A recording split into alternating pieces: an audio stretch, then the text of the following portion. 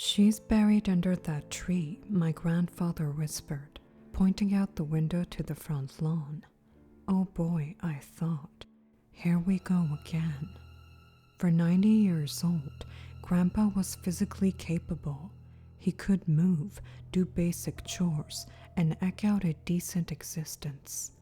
His primary weakness was his mind. "Who's buried there?" I asked, humoring his senility as I adjusted the angle on his lift chair. "The girl with white hair and green skin." Green skin? I wondered. That's new. I fixed Grandpa's chair to the reclined position and made my way to the kitchen. "I'm gonna make us some sandwiches." "All right, sweetie." I left him there in front of the TV. This weekend was my monthly visit. My siblings and I switched weekends to make sure Grandpa wasn't alone. The location was inconvenient because he lived in the ass crack of nowhere. It was a good 2 hours to the nearest town. If you needed something other than general store items, you'd be driving for a while. After I finished the sandwiches, I slid one on a plate and placed it in Grandpa's lap. "Thanks, honey," he said, and started chewing with yellow teeth. I sat down on the sofa, cracked open a murder mystery book. A golf tournament was playing on TV. I hated golf, but that was the only thing he liked, so I occasionally glanced out the window at the beautiful vista to keep myself from boredom.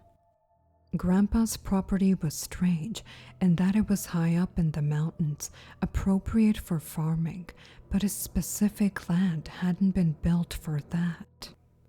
He lived in a mobile home just beneath a hill. There were trees decorating the terrain, but the only one on his quarter-acre lawn was a pine my father had brought up years ago as a sapling. It was well over 12 feet now. "She's buried there," he mumbled, devouring a slice of ham on bread. Why does he keep saying that? I focused my gaze on the tree in the lawn. What an odd thing to hallucinate. 2 hours later, I was interrupted by a call from my brother Stu. "Hey Grace," he said, his voice as cheerful as ever. "How's Gramps?" "Coping," I said. Grandpa had fallen asleep in his chair, a half-eaten sandwich in his lap. "He's resting after a light lunch." "Good, he needs that." I returned to the couch, saved the spot in my murder mystery. My eyes fell on the lonely pine outside. "Stu, can I ask you something?" "Sure, sis." "Has Grandpa mentioned anything about a green girl buried under a tree?" Stu fell silent. "Stu? Give me a second." "You there?" "Yeah, just a minute." "When did he start mentioning it?" "This morning." "Don't let him talk about it." "Why not?" "Because he gets all worked up. When Jess and I were there last month, we found him digging a hole under the tree at 2 in the morning. He thinks someone lives down there. He belongs in a care home." I turned towards Grandpa, noted his frail shoulders, the muscles that had carried bales of hay and iron tools for years. Now his body was fading. "Grace, I'm still here. Make sure he doesn't talk about it." It was 5:15 when I cleared the plates from the dining table. "Thanks for cooking, sweetheart." "Of course, Grandpa. Need help getting to bed?" "No," he sighed, seemingly deep in thought. He pushed himself out of his seat, waddled down the hall. It took him so long to reach the other end of the trailer. "Grace?" He stopped at this bedroom door. "Yes?" "You do believe me about the girl under the tree?" "Yes, Grandpa." "Good. If anything happens, stay by my side. I'll protect you." "Huh?" With that, Grandpa cracked open his bedroom door and slipped inside. Thwack! My eyes shot open. It was dark, maybe 1 in the morning. Thwack! A hard metallic noise thundered in my ears. What was that? Thwack! I stumbled out of bed, disoriented, face aching with exhaustion. I ripped open the blinds. A man was swinging a tool at the foot of the pine tree. Grandpa? I raced to his room. The bed was empty. Thwack! The metallic clangs grew louder. What's happening? I ran to the sofa, grabbed my phone, turned on the flashlight, and stumbled outside. The moon was barely up. Cold air bit my skin as I pulled my shirt close, covering my body. Just ahead, Grandpa was hunched at the 12-foot pine, swinging a pickaxe. I was so stunned to see him lifting the massive tool. Grandpa, what are you? She's coming, Grace. I have to set her free. Grandpa, it's 3 in the morning. I have to get her out. I grabbed Grandpa's wrist, but he shoved me back. I landed on my posterior, my flashlight's beam illuminating his face, wide with terror. Don't stop me, Grace. If I don't let her out, she'll take you too. Without another word, he slammed his tool into the earth. The next morning, Grandpa and I sat at the table chewing bacon and eggs. Neither of us had slept. Grandpa, he looked at me with weariness in his eyes. What happened last night? He let out a deep sigh, pulled out a worn shoe box from a cabinet. See this. He brought out a stack of black and white photos. This is your grandmother Belle and me, a few years after we were married. And here, he tapped the face of an adorable boy, is your father. In the background of the picture, I noticed a young girl, maybe 4 years old, perched on a fence, watching everyone with a miserable gaze. Who's that? The green girl. She's the one who's buried under that tree. She took your father and grandmother. Now she's coming for me. Why? Because she's death. Death?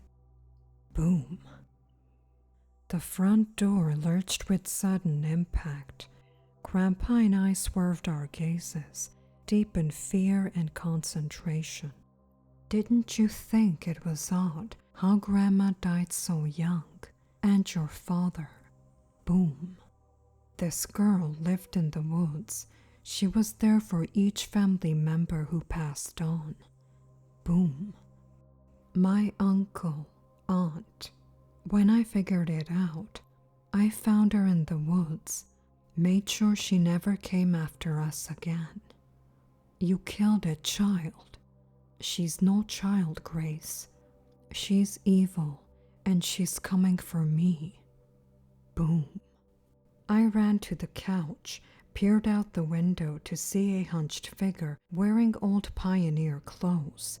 They were bashing their fists against the door. Someone's out there. It's all right, Grace. She only wants me. The slamming grew more intense. I retraced my steps to the table. Why is she harassing our family? I don't know, Grace, but it's been like that ever since I was a boy. Whatever you do, don't make eye contact with her. Boom. The front door caved in under the pressure. I closed my eyes, then reopened them. A strange figure stood in the door frame, about 4 feet tall, dressed in worn rags. Her skin was as green as a pine tree's leaves. Long white hair flowed down her back. She's here. The green girl shuffled towards us across the carpet. I watched in suspense, so scared I could barely breathe. My eyes searched for a weapon and found a letter opener. I reached for it. "Stop, Grace. This has to happen." I gawked in horror as the green girl lurched up to Grandpa, let out a blood-chilling gasp. The sound of her breath stung my ears. Grandpa commanded, "Only me, that's the deal." The green girl grabbed his face with bone-thin hands and held her mouth over his. A sickening sound of rushing wind accompanied her widening mouth. Grandpa gave a frightened gasp, then collapsed. "Grandpa!" The green girl let out a sickening groan, limped back to the door. "Wait," the creature looked at me. "Why are you doing this?"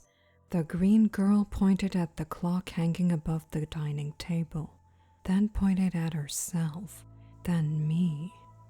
For the next few seconds, I was too shocked to move.